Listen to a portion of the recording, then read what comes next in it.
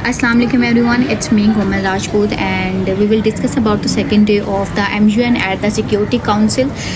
तो after the moderate caucus उसमें next day क्या होता है कि सेकंड डे पे हर डेलीगेट को 45 सेकंड्स और 1 मिनट का टाइम दिया जाता है, जो कि आपके सब टॉपिक्स सिलेक्ट हुए होते हैं उनके ऊपर वो स्पीच करता है और अपना स्टांस पेश करता है कि हमारे क्या जो है फॉरेन पॉलिसी ने किया है, कर रही है एंड क्या करने वाली है इस टॉपिक के ऊपर।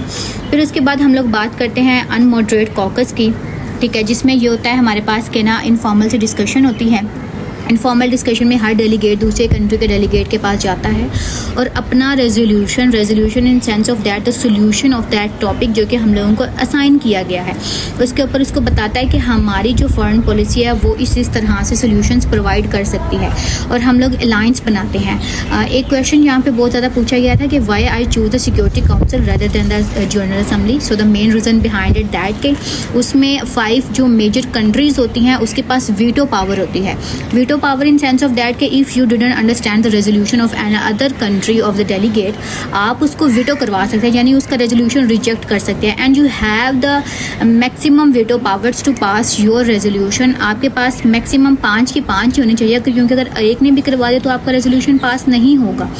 तो इस तरह से हम लोग अलायंस बनाते हैं। Same is the case with me, हमारे पास 4 जो है ना मेजर वीटो पावर थी, सिर्फ एक वीटो पावर नहीं थी और उन्होंने हमें वीटो करवाया, तो फिर हम चारों ने मिलके उसको वीटो करवाया था। ना हम लोग खेलेंगे ना फिर खेलने देंगे, it's like for the tick for the tag. तो ये सारा सिनेरियो होता है रेजोल्यूशन में। Same is the case with the general assembly, उसमें भी सारा यही होता है, बस उसमें हमारे पास वीटो पावर्स नहीं होती हैं। वहाँ पे इक्वली सबके पास वोट होता है कि आप किस कंट्री के साथ अलायंस बना के अपने ब्लॉक के साथ। यहाँ पे ये भी देखा जाता है कि आपके ब्लॉक में कौन कौन सी कंट्रीज़ आती हैं, आपका वेस्टर्न ब्लॉक है, आपका ईस्टर्न ब्लॉक है, या फिर आप लोग का इस्लामिक ब्लॉक बनता है। उसके अकॉर्डिंग आपने अलायंस बनाने होते हैं ताकि हमारा रेजोल्यूशन मैक्सिमम वोट से विन कर जाए।